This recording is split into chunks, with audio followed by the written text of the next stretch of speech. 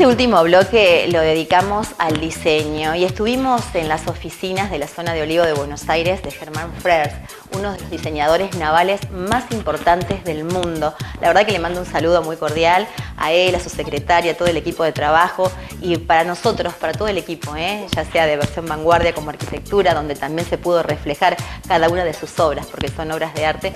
Fue un placer conocerlo, porque bueno, es conocer parte de la dinastía Frers, una dinastía de diseñadores que tienen más de 1000 embarcaciones recorriendo los distintos mares y océanos del mundo. Conocemos más de su historia porque es realmente para escuchar, palabra por palabra, y por supuesto, disfrutar cada una de sus creaciones.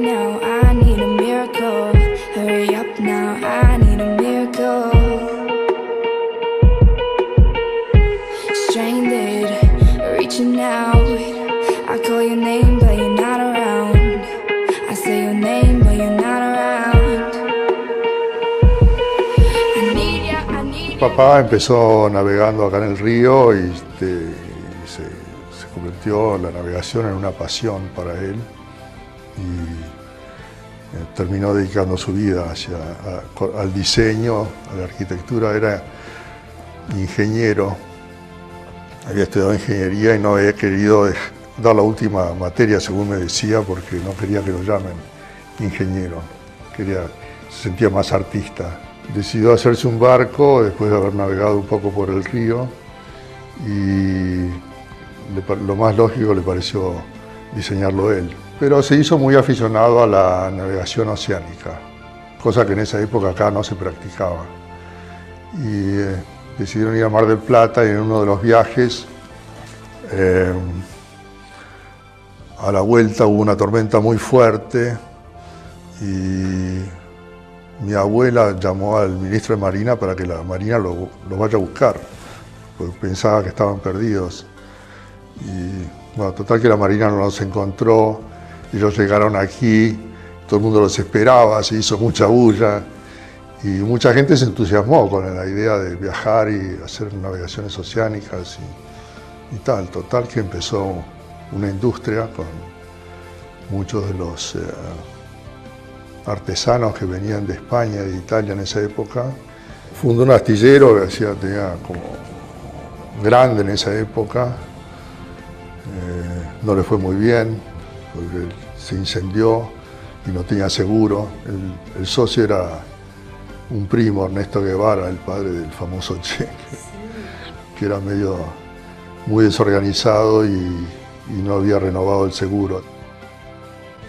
Unos americanos vinieron acá en el año 65 y después se fueron al club en New York a contar lo que habían visto. Y ahí, en una de esas noches que hacían unas presentaciones y conferencias con películas, y uno de ellos contó que me había conocido y que yo diseñaba y me escribió una carta que la recibí yo preguntándome si quería ir a Estados Unidos a trabajar con ellos. Para mí, ellos eran como los admiraba muchísimo, conocía toda la historia y tal. Total que me pareció una buena salida. En esa época yo estaba empezando a estudiar ingeniería, que no tenía absolutamente nada que ver y no era muy buen estudiante. La ingeniería naval no tenía nada que ver con la arquitectura y nuestro deporte.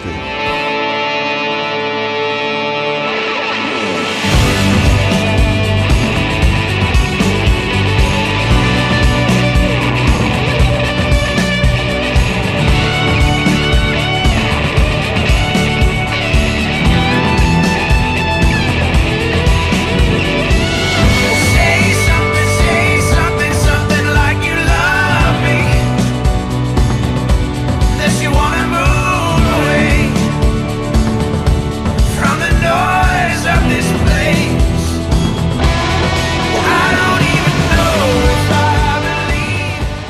Total que terminé yendo a vivir a New York. Trabajé con Stephens 3 años. Fue una época maravillosa porque no tenía ninguna preocupación más que trabajar y divertirme. Todo esto sin ningún estudio formal, no tengo ningún estudio formal. O sea, la experiencia en Stephens era como una universidad y ahí aprendí muchísimo, aprendí a trabajar, aprendí lo que era cumplir con horarios y contratos y entregas. Porque es diferente a un arquitecto de casas. Bueno, hay una parte estética, hay una parte de uso diario funcional, pero esto tiene agregado de la performance, o sea que uno tiene una orientación bastante definida. Un barco tiene que comportarse en el mar, tiene que tener buena performance, o sea que tiene que tener menor resistencia posible, tiene que moverse bien en el mar, tiene que cumplir una serie de características.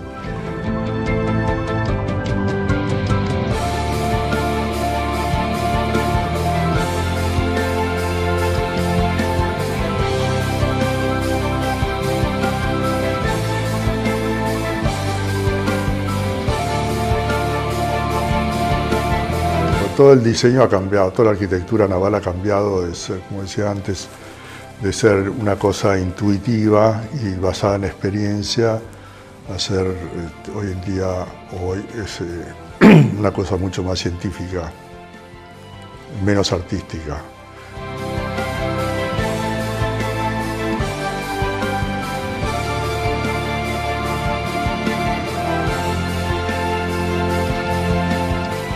Yo fui a Italia a diseñar mi primer proyecto para la Copa América en el año 88.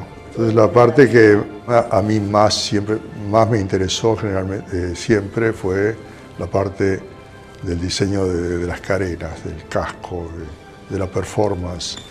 Y fue lo que me ayudó a lograr trabajar mucho en el mundo.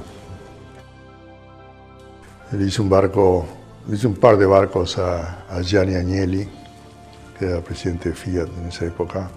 Y, bueno, le hice un primer barco y para el segundo me dice, yo quiero un barco que me dé placer, que salga a navegar y me dé placer. Fue todo lo que me dijo. Va a ser negro, se va a llamar Stealth, porque era la época de la guerra de Irak, entonces los Stealth estaban muy de moda. Total que a él le salió un barco fantástico que era capaz de batir récords y fue un hito en la historia del diseño. Y bueno, hicimos este barco Unfurled con el cual hemos ganado un premio, el barco del año este año. Es un barco para cruceros, o sea, para paseos por todo el mundo y para competir también. Entonces ahí pudimos hacer una cantidad de innovaciones. Los barcos estos de regata crucero tienen propulsión a motor también, que no tiene nada que ver con la vela, o sea que arrastrar una hélice pero acá hicimos como los aviones, todo retráctil y unas quillas retráctiles para que el barco pueda entrar en puertos y, en fin, todo un conjunto que es armónico. Lo importante es armonizar.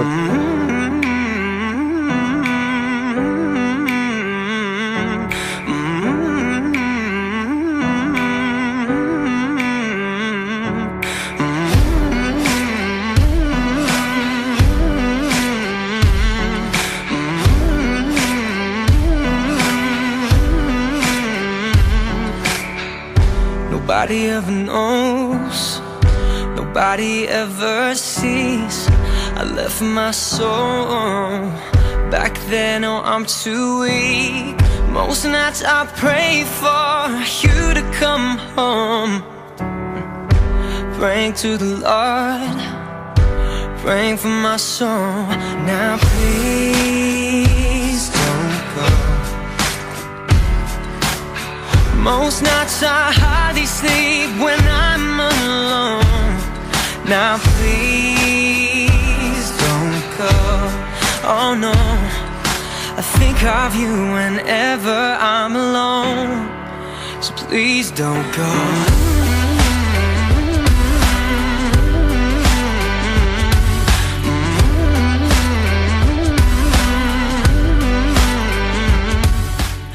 Qué belleza de modelos, realmente qué linda historia y un placer haber entrevistado a uno de los más importantes, si no el más importante diseñador naval del mundo, Germán Frers, esta dinastía de diseñadores. Llegamos al final del programa de hoy, espero que les haya gustado, variado, como cada uno de los que les ofrecemos en versión vanguardia, y nos encontramos la próxima semana, vaya a saber de dónde. Besos para todos, chau.